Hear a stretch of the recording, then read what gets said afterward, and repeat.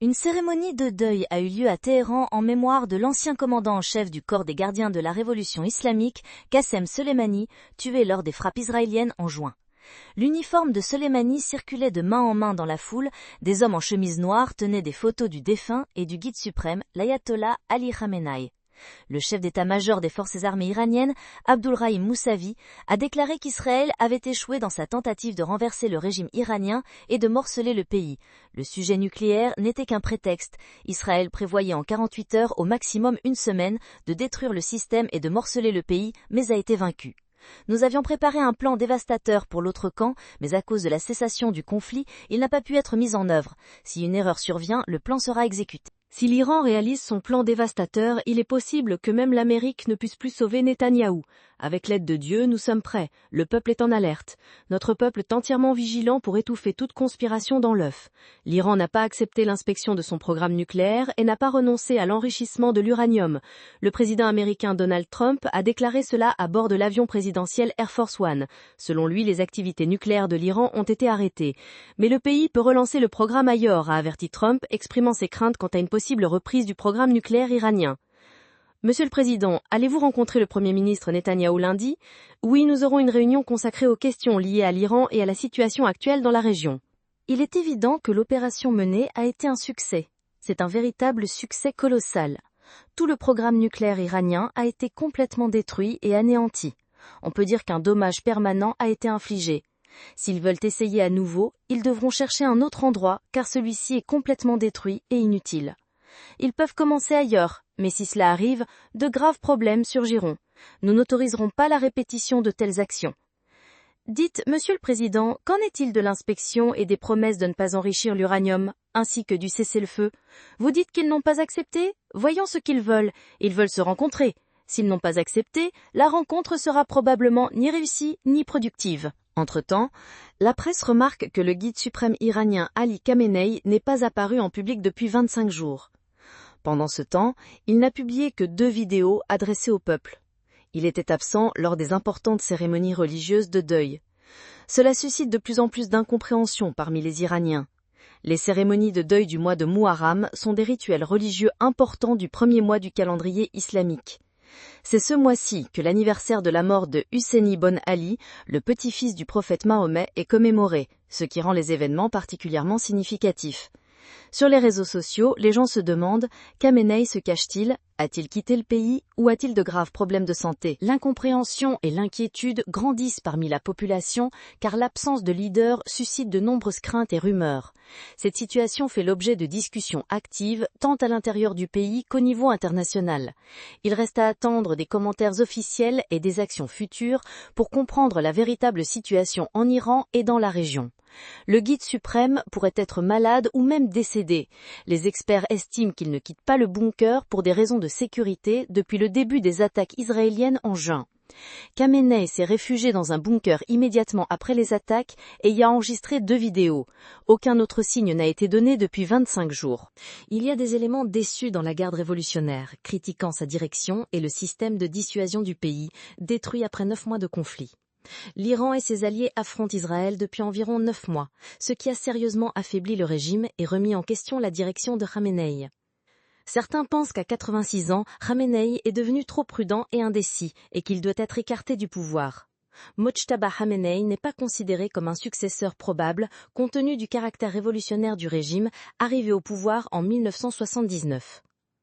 Le régime a perdu une part importante de sa légitimité au fil des ans et se trouve actuellement dans la position la plus faible depuis sa création. Si le régime devient héréditaire, il perdra le soutien même de ses propres partisans, ce qui pourrait entraîner sa chute définitive.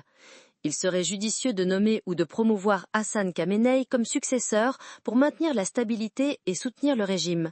Ce système révolutionnaire est issu des idées de son fondateur, l'ayatollah Khomeini, dont le petit-fils restait très populaire et est considéré comme une figure relativement modérée et pragmatique.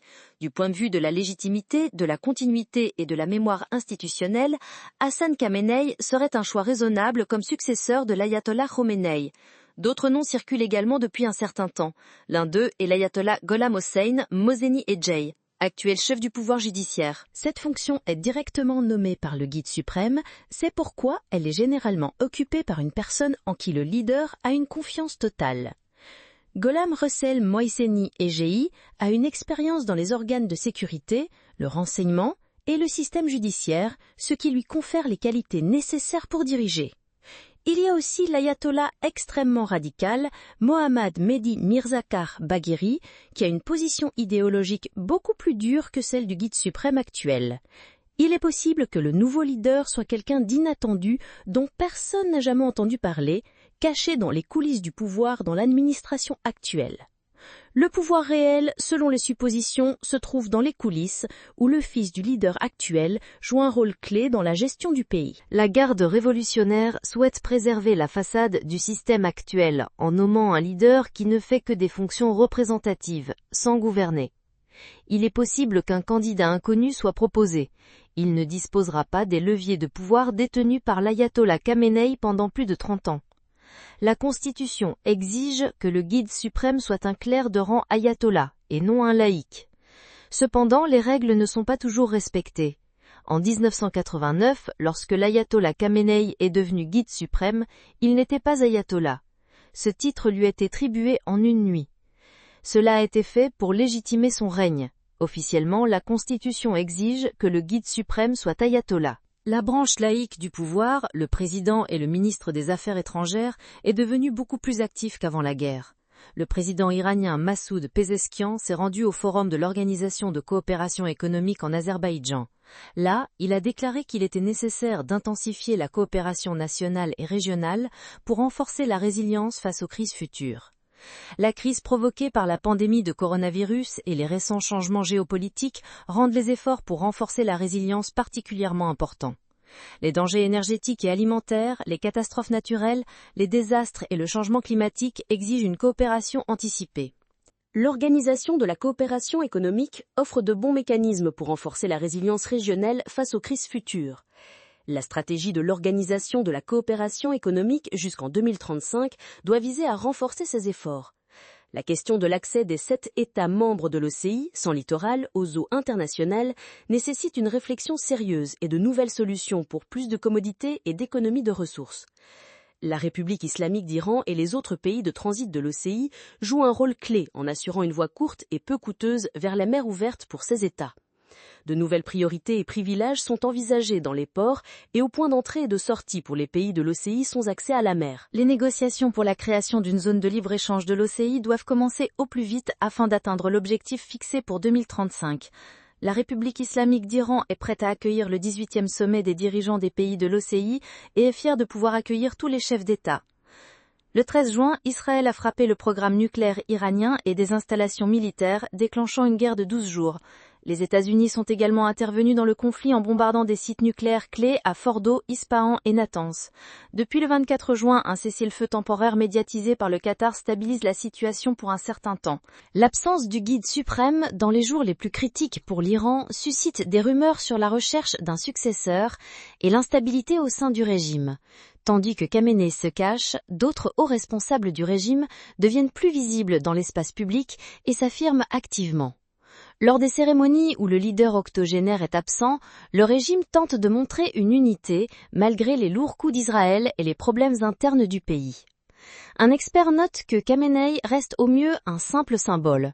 Ses forces physiques et psychologiques ne lui permettent plus d'accomplir pleinement ses fonctions. Dès le début de la guerre, il est devenu clair que le leader n'était pas en mesure d'influencer les événements, son rôle est purement formel, ce qui est évident pour tous les observateurs et analystes. N'oubliez pas de vous abonner à la chaîne, de liker et d'activer la cloche pour ne pas manquer les nouvelles vidéos avec des informations importantes et des analyses.